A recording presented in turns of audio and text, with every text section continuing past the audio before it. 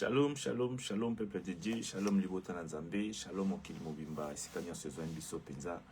Napesi biso nyonso mbote na kombo na Yesu Masia, mokolo kitoko, mokolo neyenga, mokolo malamu, mokolo topusana so liboso na présence na Nzambe. Pona kozongisa matonzi epai na Nzambe, kopesa Nzambe merci, pona nyonso azosala kasi na bomoi na biso.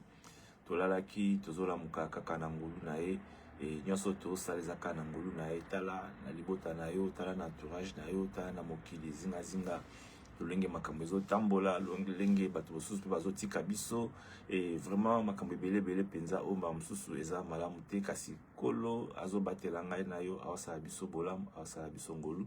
Yango esengeli na ntango nyonso tozongisa matonzi epai na ye, et tomitika toujours kati na maboko na ye. Kasi mokolo yenga nabenga yango mokolo spécial, mokolo oyo tout se renouveler la sous la bonté spirituelle, tout se renouveler sous la bonté en Zambé, pesika api ba armure spirituelle et akasuko latanzo ton abiso, ils ont complété ma vie au ebimaki tout au long de la semaine, katina bitumba molili auto monte na biso bomoto. Nzambe apambola biso, Nzambe asala biso bolamu et toko poussa na liboso na présence na ye, to kota na mayanga na biso, toko sambela nande tumesana ko sambela to tika temps na maboko na Nzambe. Oui, j'allais dire to tika temps na maboko na Nzambe, to ko kende te sans pour autant Nzambe azada biso, to ko démarrer te sans pour autant to benga présence na ekati na biso. Yango ndeko sike zwami yo bondela tombola mongo pa na Nzambe longo na biso pote to kamba to tika tango na maboko na Nzambe kolo abatela biso to bondeli na kombo na Yesu Masia. Nzambe na bomoi, Nzambe na nguya, papa malamu, musungi na kokamo éternel des armées. Kolo to yesu liboso na présence na yo na tongo na lelo. Topesi yo merci po yo Nzambe, topesi yo lokumu, topesi yo nkembo, masanjo le nyonso po yo bongi nango. Osali biso bola mulisusu ya komona moko na lelo éternel des armées. Et tala biso pe na lingomba na yo osili kopesa ina pour Jésus na plateforme pe mokili besika pi bazolanda biso. Toye kozongisa sous matonze pa na tolobi merci Seigneur de gloire na maso sali kati na bomoi na biso.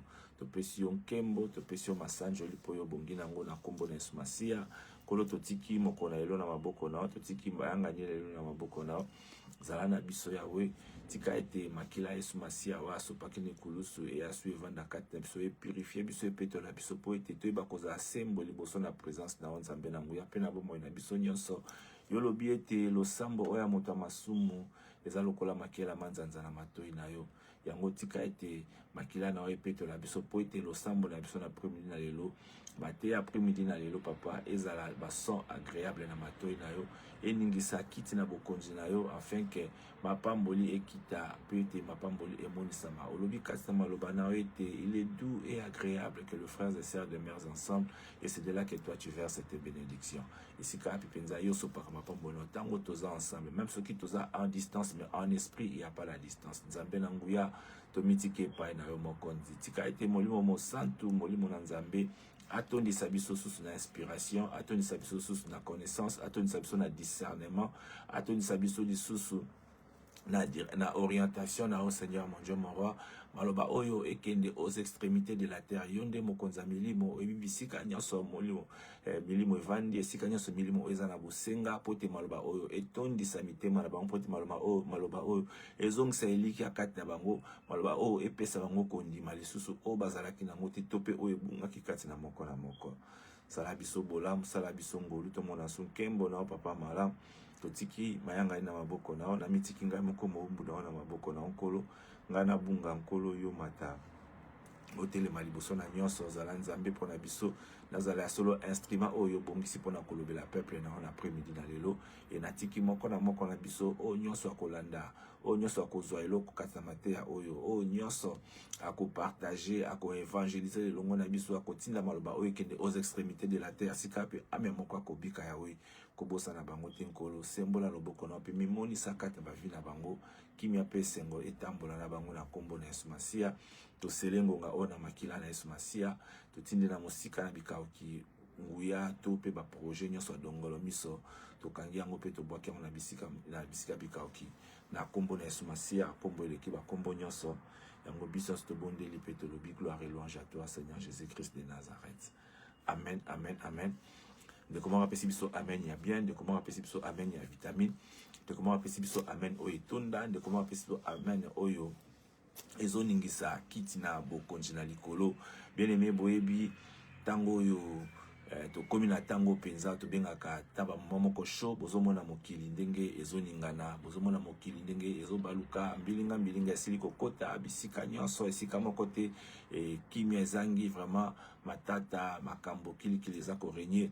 Bible ezobisa biso ete na tango bomona bilembo oyo ezosalema na mokili boyeba ete kozonga mwana nzambe ekomi pene. Oui, c'est vrai, kozonga mwana nzambe ekomi pene. Bilembo nyonso kola zoyebisa biso eza kose manifeste moko na moko. Yo mwana nzambe kozalaka toujours kaka kidiba te, kotikala kaka kidiba te, otalaka lelo na obongwa na lobi, na otika mabe lobi, na otika lobi okuna nazela na eloko songolo pakala. Bien aimé, il est temps pour toi ya kose ressaisir pe ya kozonga na nzela na sembo kondima Yesu Masia lokola mokonzi pe mobikisi kati na bomoi na ye. Nzamba sala biso bolam, Nzambe apambola biso.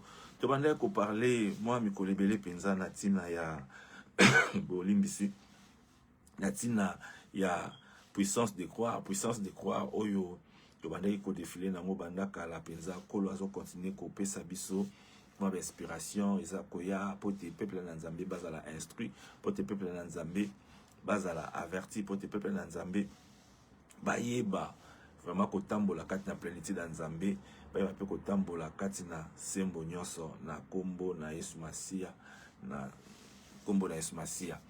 Alors, tu parles qui la fois passée, mais quand introduire moi sous thème moko to côté c'est qu'à penser de Dieu. Oui, penser de Dieu. Penser de Dieu est très important. Ils ont vraiment l'eau motuya quand ils n'ont pas moyen biso. Des fois penser on a ils ont la tourmenter, des fois penser on a ils ont la troubler, des fois penser on a et que tu as na mwambilinga milinga kati na biso potango monguna akolinga ko permettre te ngai na yo penser Nzambe evanda toujours kati na esprit na biso. Pour ceux qui pensent Nzambe zo demeurer kati na esprit na biso et kozala bango pasi pote bakoka ko agir, et kozala bango pasi pote bakoka ko kokisa ezaki posa ya bozalisi na bango. O Bible ezoloba en réalité dans l'homme c'est l'esprit. Donc zoto na biso nde toza boy ezaka nango esprit.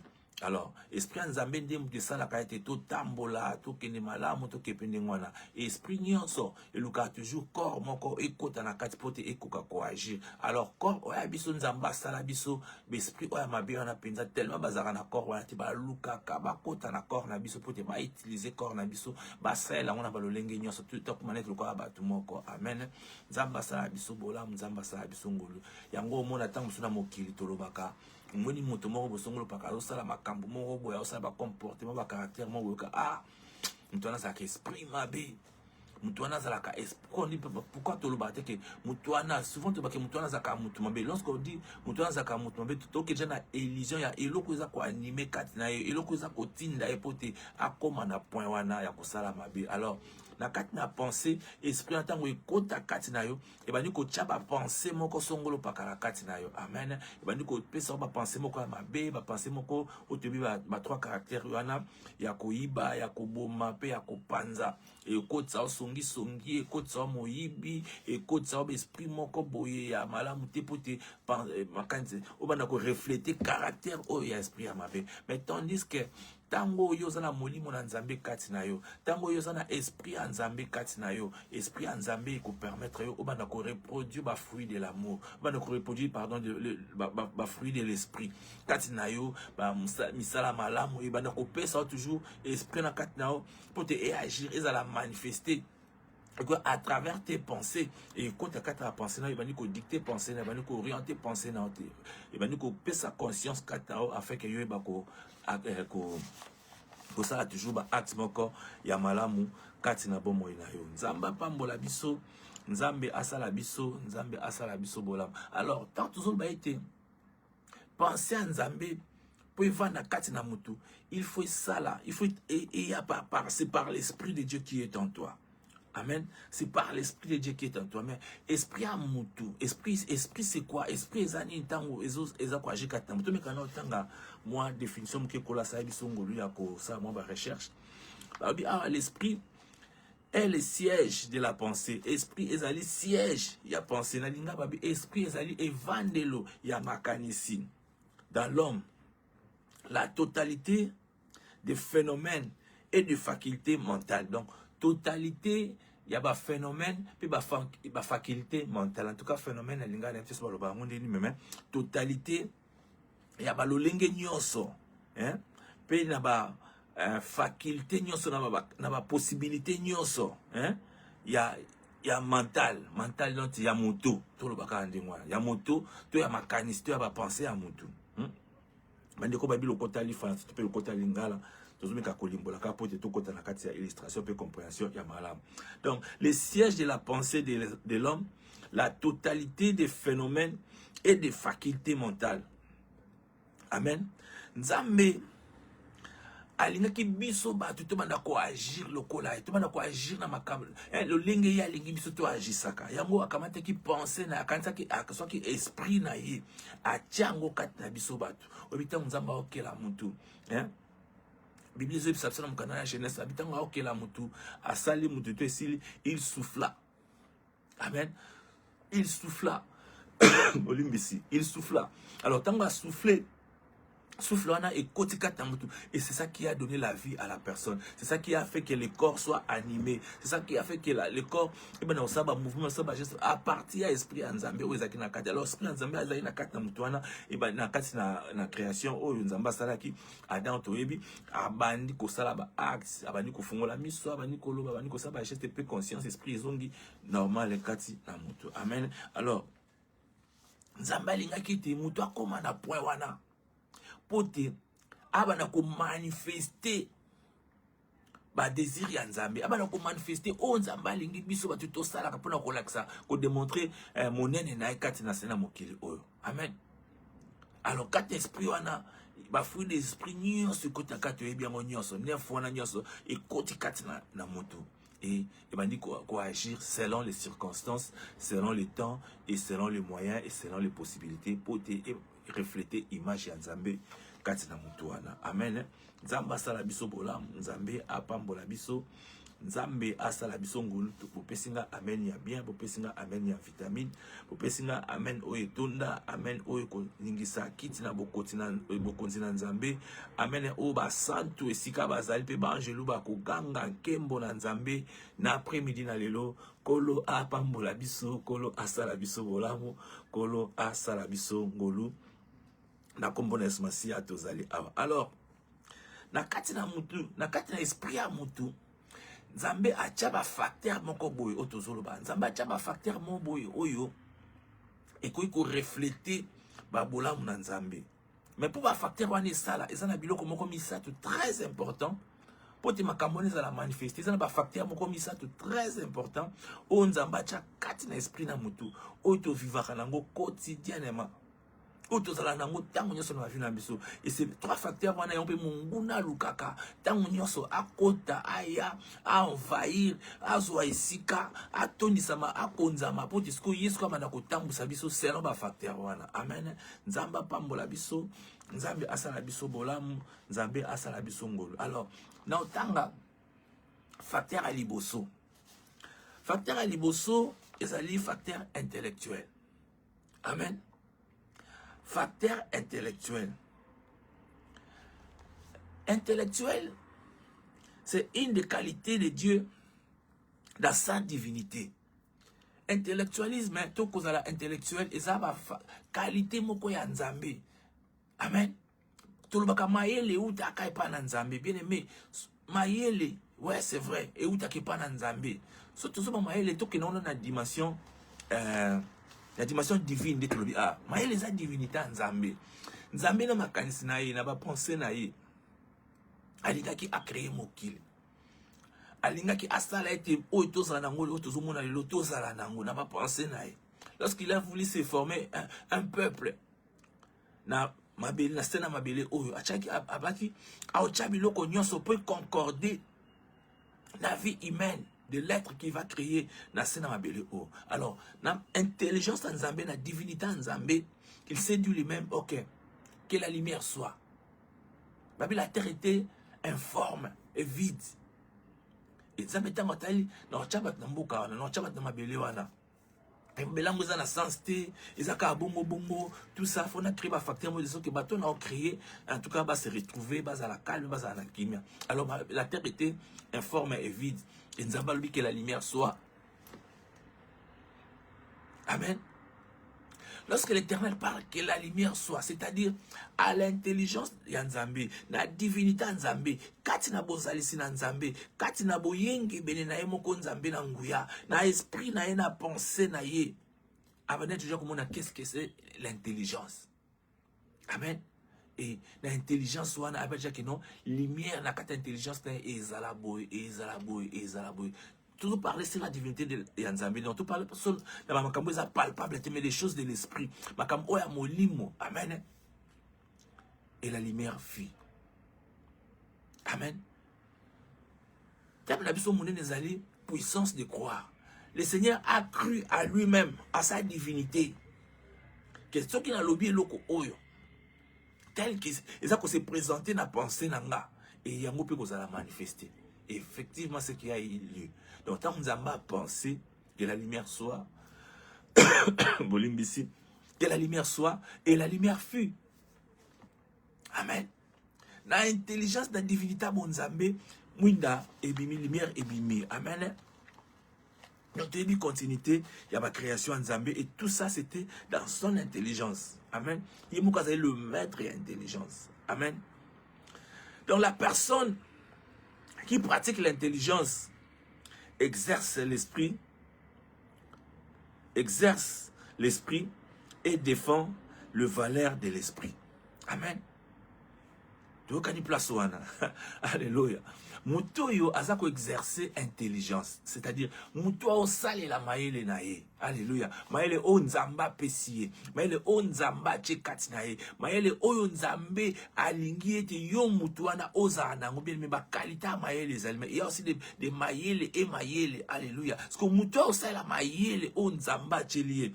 Mutuana azo sala exercice pe azo défendre ba valeur et esprit. Amen. Le valeur de l'esprit, tu es bien, ils ont en concours na le fruit de l'esprit. Amen. Le valeur de l'esprit. Donc, nous avons une connaissance de sorte que tu es développant ensemble. Et puis, total, la valeur de l'esprit, et ça, amen. Nzamba pambola biso. Nzambe asala bisongolo, Nzambe asala bisongolo. Et lorsqu'on parle de valeur de l'esprit, hein, tout kendi mbala moko na croire. Amen. Tout kendi mbala bien aimé. Okoki kosala penser na yo et koko penser positivement parce que si tu n'as pas encore d'abord cru, il faut d'abord croire. Au croire nani. Voilà, tu parles moi attends si tu fais une parenthèse pour nango. Peut-être dimanche prochain pour son côté on a et ça moi mon amen. Tu peux ça exemple moi comme pour na makambo internet intelligence par exemple. Il y a des fois na monaka il y a ba prière to sambelaka. Nous comme tu lobby ah Nzambe pesanga mongo Nzambe pesanga mbongo pesanga boy sala boy tout ça vu les difficultés les problèmes les circonstances tout que tu as dans bon na vie na biso. Amen. Mais tango yozo senga Nzambe mbongo Nzambe pesanga mbongo pesanga boy nalingaka parole ya Salomon. Salomon senga bozuité, senga sagesse, senga intelligence. Pourquoi tango yozo intelligent? Intelligence on a egoya katina yo, intelligence on a evanda katina, intelligence on a ebana ko pesa yo ba penser. Amen. Il y a providence. Il va nous pesa ba penser, il y a aucune liboso, il va nous pesa ba créativité. Amen. Je me souviens encore, la carte de la Bible est toujours. Je me souviens encore, la carte de la Bible est toujours. Tango Moïse a mati na ngomba. Zambazo pesa ba tactique, ba formule. Ndengeni akosala tabernacle. Amen. Et ndengeni akotonga ba biloko wana tu ba matériel, ba biloko wana nyonso tout consort. Amen. Alors abi na tchepe mbeli na yo ba komba ba jeune opesa vraiment pas si mingi. Na bosa ni kombo na ye, mais comment vous avez matata mpo na prononcer. Na bi na tchepe mbeli na yo jeune wana na remplir rien na ba capacité, na remplir rien na ba talent, na remplir na ba intelligence. Pour te asunga yo ya ko réaliser oyo nazo yebisa yo. Le Seigneur lui parle à Moïse verbalement. Amen. Et tant que ya zongi na se abani ko expliquer ta nzamba pesinga ba formule telle, abisinga na réaliser le ko boye. Lorsqu'il parlait, jeune wana dimanche prochain on y a la combona. Jeune wana azulu kamaka Moïse azoloba avec l'intelligence divine, il y a divin on nzamba nzamba chaki katinaye. Intelligence divine, pardon, on nzamba chaki katinaye. Allez, abani ko fabriquer. Tanga Félix Alexis Moïse makambo zoloba yango, vous avez oui. C'est exactement ça. Donc, surtout quel contexte wana tout soit création, que la lumière soit et la lumière fut. Et la même chose, donc Zamba, qui esprit na a tchekat na genouana. Et lorsque Moïse parlait, et lui, il était en train de fabriquer quelque chose, et lorsqu'il a fini de parler, il présenta la chose à Moïse, et Moïse dit, voilà, c'est exactement ça, ce que le Seigneur m'a montré là-bas, c'est exactement ça. Donc, Zamba lui a bonité, il est le même hier et éternellement. Aza capable. Yako baki sa intelligence katnayo, yako pe sa ba créativité, yako pe sa ba manière, ba facilité, ba possibilité, yako zo intelligence moko songolo pakala, yako créer loko moko to yako seto ko soka oyo zanango. Alléluia. A transformer ngo, a pe si ma élément na sana papier oyo soki na dessiner ngo na beti ngo bona boy et cause a capital pour les logos tel. Lo meki ko sala ngo loko to luka ko yango soki loko e ko permettre biso to ça et ça, les mots qui nous bimba, comme ça, et lango et tout et comme ça. Bien aimé, des fois, on a vu qu'on sous-estime, na oyo zali. Nous tenons tout nzamba sala biso na ba. Po ba ndenge moko boye. Acha biloko kat na biso ya ba ndenge na ndenge. C'est seulement que yo comprendre. Oye ba ke yo zanani et ninyo eza kati na yo. Hein? Yeloko jari intelligence ni nzamba pesa yo. Obina batundu azaka azana maela kelasi bazana maela bomoto te. Amen. Nzamba sala biso bolimbisi. Azana makela azana maela ya kelasi. Si on parle de l'intelligence c'est-à-dire azana connaissance. Mais maela bomoto boy azana ngote. Mutu muso pomona maela bomoto azana ngwebele me maela ya kelasi. Azana ngote. Alléluia. Alléluia. Nzambe asala biso bolam. Nzambe asala biso ngolo. Alors intelligence est un moko ba facteur très important. Oyo Nzambe a tchaka kati na biso et à travers l'esprit de Dieu, oyo ya kobima na ba penser na biso. Surtout to créer la mo formule. Alléluia. To ça la formule mo va nous permettre biso to za attention ko na ngo sambela. Ozu formule wana au sur place et tant que nous bondela au bondela selon formule ou n'enzo qui n'est pas aucune na réalisation. Mais avant que bondela d'abord il faut d'abord na esprit na yo na ma pensée na yo na kati na yo na bozalis na bomoto. Il faut d'abord croire. Il faut d'abord croire. Pourquoi toi quand ça? Mais pourquoi nous sommes là? Parce que nous croyons que Dieu existe. Amen. Si moi aujourd'hui je me tiens devant vous pour parler, tout comme ça, pour parler pas de moi-même, mais parler de la part du Seigneur, parce que je crois que Dieu existe. Et il a dit là où les trois se sont réunis à son nom, il est au milieu d'eux. Ce que tant que ça un après-midi dans les lots, tant que parler Maloba Nzambe, je crois fermement dans mon cœur que le Seigneur est avec nous ici présent. Alléluia. Alléluia. Nzamba pambola biso, nzamba sala biso bolam. Nzambe asala biso ngolo. Et deuxième facteur, c'est l'intuition. Amen. Deuxième facteur, c'est l'intuition. Intuition, c'est une représentation mentale claire d'une existence et une réalité. Amen. Représentation mentale claire d'une existence et d'une réalité. Oui. Mutunyo son avis n'a pas intuition. Intuition, c'est-à-dire, ose penser mon roboyer. Amen. Les cantiments sont par rapport à circonstances mon songolo pakala. Mais ils sont plus t'es le koboye, n'a qu'un angoboye, t'es le kamboye, cause à la oyo. Et pendant que tu es en train de réfléchir à cette chose-là, l'esprit de Dieu est yakatinayo. Et quand on a pensé nayo. Et bien, qu'on met maillot na réalité. Alléluia, alléluia. J'aime ces choses. Alléluia. J'aime ces choses bien aimées. Et bandi comme maillot na réalité. Parce qu'en réalité, ce qui est un esprit supérieur. Pour la carte il des sortes de l'esprit, on a tout fond comme sous. Ils ont un esprit supérieur, un esprit inférieur. Alléluia. Et tant que vous continuez la dimension de Nzambe, dans l'intuition, il y a esprit supérieur. Alléluia. Et supériorité à esprit Nzambe, et que conduire intuition à 90% ou à 100%, il y a réalité, il y a chose où intuition et vous faire face. Amen. Amen. Isa makama mikolo nzamba pa mula biso nzambe asa biso bolamu et na bondi la molio mo santu a kota kati na bino apesa bino discernement tango bozoka maloba o ye moko nzambe afungola so esprit na bino koleka ta dimension na zo meka ko expliquer bino yango ye moko nzambe akota kati na esprit na bino apesa bino compréhension maturité discernement bon discerner maloba o malam et malobo to bisa maloba kwa mutu ya o salaka mwana nyonso o abenga mwana nzambe o aza chrétien azala asi azala bati kati na biloko o bien aimé o mona ki masu na vie na yo ba penser moko buzobe ba dozala te ba réalité mo ba dozala te ba oza vraiment moi moi exact parce que esprit na zo exactement qu'est-ce qu'il faut faire dans au moment opportun. Amen. Nzamba sala biso bola mo nzambe asala biso ngolu Nzambe apambola biso. Ces derniers, nous allons aussi trouver ce qu'on appelle parole de sagesse. Oui. Et ça, la parole de sagesse, il y a quatre d'intuition. Tout le monde a dit basala Nzambe belé. Le Seigneur me dit ceci, le Seigneur me est-ce qu'il y a ceci, est-ce qu'il y a cela, bien aimé. Basa il a eloko.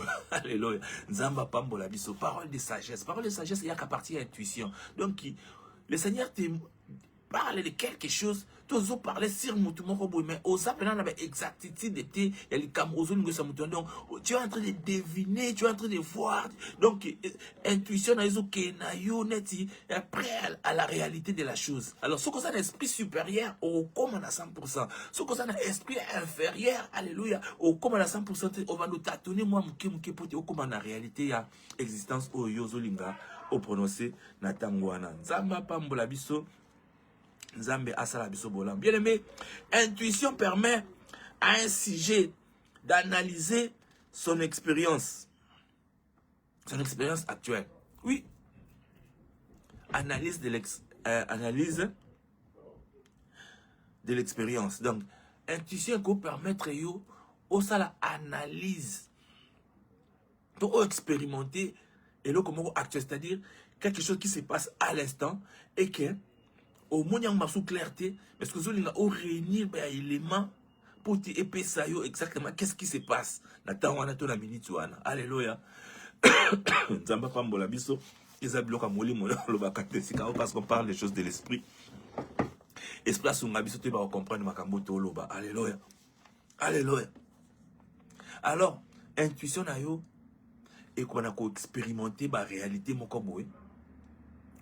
Où ils sont actuels, c'est-à-dire la réalité où ils sont présents, et réunir les éléments possibles pour permettre de se formater, ou peut-être comprendre les circonstances où ils sont les cas à l'instant même, à la place où tu es, ou dans les circonstances où ils sont les cas. Amen. Nzamba pambola biso, Nzambe asala biso bolamu, Nzambe asala biso ngolu, Nzambe asala biso. Mais intuition, c'est aussi une fonction de structure. Amen. Ah, koso. Zamba sa absolument teninga regarder. Tozo bunana situation eux-mêmes. Qu'on leur peut s'abisso le but que tozo ranzoto makasi. Amen. Intuition, c'est aussi une fonction de structure d'une personnalité. Intuition, et ça peut fonction de structure d'une personnalité et des projets d'avenir. Ouais. Structure à Moutouezani na vie. Moutouyo, azana posa à réaliser le monde à vie. Azana posa à saler le monde à vie. Des fois, il y a certaines choses bloquées qui se présenter le bosso na vie. Ah, ça la commerce, quota classe, Madame Sala, Kota sale lo komo bosongolo pakala. To vana na onandaku. To senga kabatu. Amen. Alors, intuition oyo za nango. So ko za na intuition malamu. Eko structurer yo. Amen.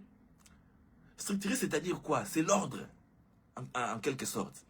Et comme ça, écoute, ordre n'a pas pensé na yo. Alléluia. Écoute, ordre n'a pas pensé na avec l'aide du Saint-Esprit. Et que permettre yo. Oui, bah, qu'on s'organiser. Autant que oui, tant qu'on pousse ma pensée na plus loin. L'exactitude de tout un kolobawana. Que aïe loko osu na saliango. Et que nanga boy. Et que sangue sika boy. Et comme ça na place tel. Et qu'on permettre un gaboy. Amen. Et structurer un projet d'avenir na yo de sorte que oui ba ko tam sa mona nzela ya malam et couper ça va penser mon corps positif kat na yo et tant que tu vas penser positif on voit déjà les pensées de Dieu donc l'esprit de Dieu ya kat na yo peut penser mon corps penser et permettre yo au croire na pensée wana pe au tchango kat misala et c'est alors que la puissance de croire et que ça la manifester kat na bon moi na yo pe okomona misala oyo bongisi et ko kende liboso na kombo na Yesu Masia kombo eleki ba kombo nyonso. La conscience to kiniko shite awa pe na suka na ko tanga verset biblique moko. La conscience parce que sabiso ezali la connaissance intuitive ou la réflexion immédiate. Dans chacun a son existence et celle du monde chacun a son existence et celle du monde extérieur autour de lui. Amen. Donc, moutounyo son avis na yazaka conscience. Esprit de Dieu ko ya ye koti vani kat na yo. Pensez na yo bani ko kendi, bani ko sala. Oui, mais est-ce que tu es conscient? Est-ce que conscience na yo sala? Amen. Est-ce que conscience na yo sala na likambo oyo lingo sala? Est-ce que conscience na yo sala na action oyo lingo poser? Est-ce que conscience na yo sala par rapport à la circonstance où yo linga ko tambola na ona vie na yo? Amen. Conscience c'est le comme quoi moto ya kat na vie na moto. Conscience yango permettre surtout ba ko se reconnaître. Amen. Connaissance de soi. Omi ebinga moko ah pour bien aimer obi la vie moto. Onko ko sanga. Na ko saye. Na ko parler ba histoire na ko sa ba création. Mais non tika la jamais ko sa conscience nanga parce que conscience nanga et yebi oni ni ngana ça. Conscience na yo et yebi oni ni yo zali. Donc on ça jamais conscience non. Conscience non est la personne, tout est la chose oyo, c'est en toi et qui te permet de te connaître toi-même mieux. Avant même au sali kamo songolo pakala. Oui, la pensée de Dieu koya. Et penser de temps où il va dans 4 ans, c'est alors que ta conscience est bandée qui non oui, osé à Solomon en Nzambé. C'est alors que conscience il faut croire. Parce que la parole de Dieu dit ceci, cela et tu es conscient. Il faut croire. Conscience on est qu'on peut ça yo possibilité que les cambo sala alléluia. Au salon en qualité d'un enfant de Dieu. Au salon parce que tu as cru à l'Éternel. Au salon parce que le Seigneur a dit. Au salon parce que conscience de ce qu'il faut salango. Alléluia. Alléluia. Zamba sunga biso te ba ko soigner ba conscience na biso. Zamba sunga biso conscience na biso etambola toujours na lulenga malamu. Zamba sunga biso conscience na biso. Et agissera toujours devant les actes, devant les choses autres qu'on réalise quand ma vie na biso. Alléluia. N'entourage na biso. Conscience na biso esalaka. Et molio mo santo akamba biso. Na maso biso to koikoza. Amen. Mais la kata conscience na biso molimbisi. Tango yango zo sala.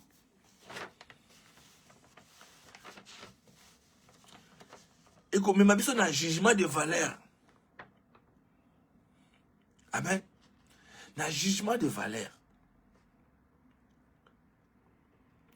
La kata jugement de valeur. Et même si c'est un jugement, il n'y a pas propre action. Alléluia. Alléluia. Alléluia. Alléluia. Alléluia. Alléluia. Kola za na biso. Kola sa biso bola.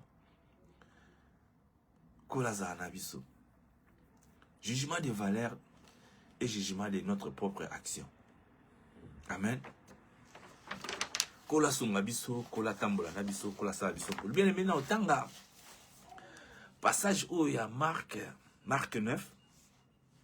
Totanga ngo biso nyoso soko zwango. Combien ngo pembeni na yo. Alléluia. Nzamba sa biso bolam, Nzamba sa biso ngulu. Je vais lire Marc 9 23. Peut-être au Kitatina moi c'est je lis au nom de Jésus. Jésus dit si tu peux si tu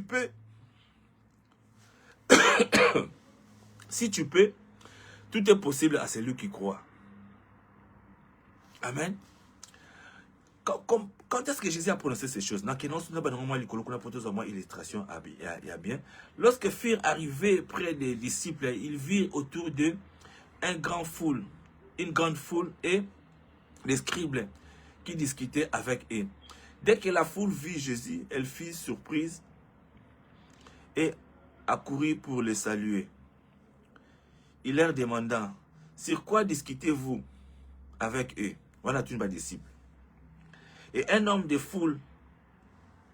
la foule lui répondit, Maître, j'ai amené auprès de toi mon fils qui est possédé d'un esprit muet. En quelques lieux, qu'il les saisisse, il les jette par terre, l'enfant écume, grince des dents et devient tout raide. J'ai prié tes disciples de chasser l'esprit et ils n'ont pas pu. Rare incrédible, leur dit Jésus. Jusqu'à quand serai-je avec vous? Jusqu'à quand vous supporterai-je? Amenez-les-moi. On les lui amena. Et aussitôt que l'enfant vit Jésus, l'esprit agita avec violence, et il tomba par terre et s'éroulait en écumant.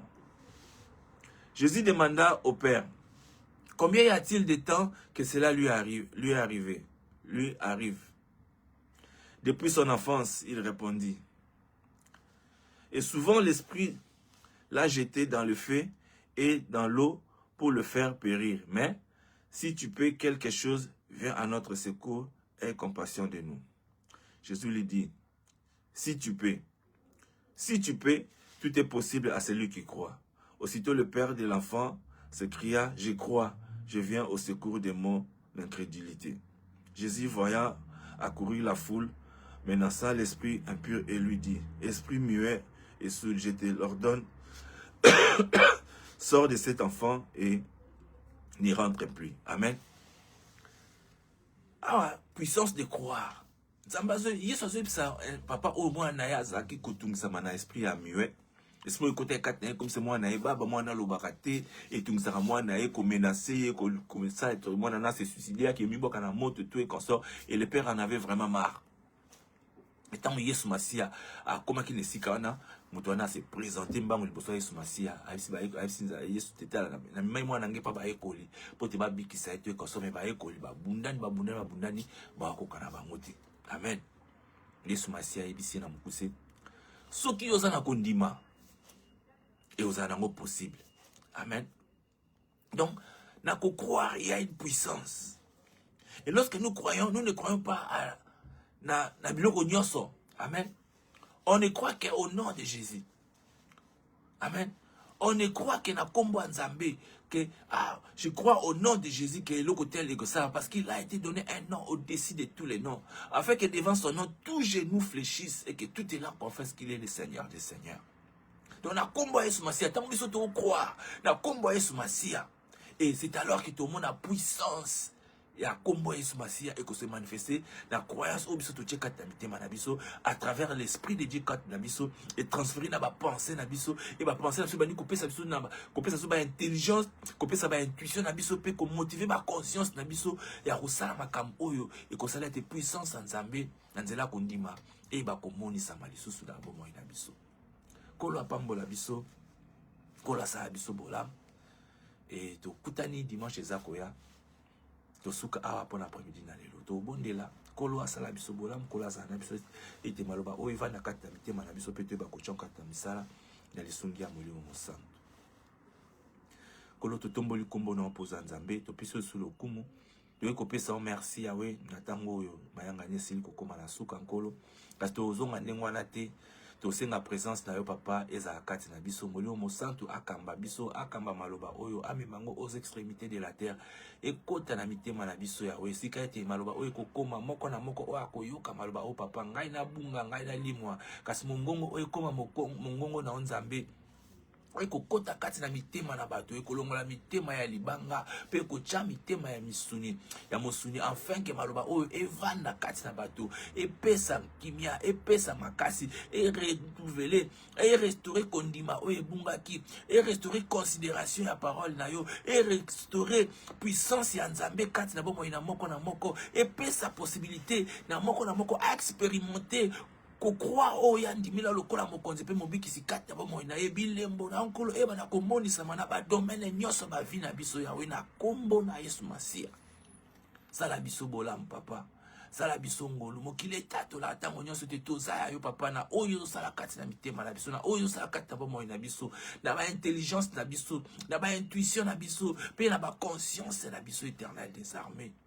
Lokumu ezonge epai na yo totiki poso o na maboko na yo za na biso nkolo batela biso yawe makila Yesu Masiya oyo asopaki nde kulusu ezala nguba pe mopanga na biso yawe na maso toko entreprendre na bomoi na biso na bavi na biso nkolo makila na o eprécédé biso ezala kati na biso et transformer biso à tous égards yawe tonisa biso na ba munitions spirituelles na yo afin que tout résister à tous égards devant l'attaque de l'ennemi invisible yawe pe topé visible kati na bomoi na biso na kombo na Yesu Masiya kombo eleki ba kombo nyonso yango biso nso tobondela pe tolobi gloire et louange à toi Seigneur Jésus-Christ de Nazareth. Amen. Amen. Amen. Nzamba pambola biso nzamba sala biso bolam et soki Yesu Masiya azongi te tokutani dimanche ezakoya kolo azana biso et matin na biso nyonso tout total yango na sozi possibilité awa te pour Facebook comme kolongola ba matin na biso. Alors tozo copier kango pe to na plateforme na biso na YouTube kuna to bengi in âme pour Jésus esika pour kuta matia kili makambi belebele peut-être kuna ko codifier âme na pote o demeurer toujours kozala pe kosela nzambe kat na bomoi na yo. Allez ozu matia o kotika mpona o mon côté partager tina on a bisika na ba extrémité de la terre afin que ame moko pe ebika ame moko epambama ame moko pe ezolo bikolo kola yozu na po minalelo na kombo na Yesu Masiya na tikibino bye bye.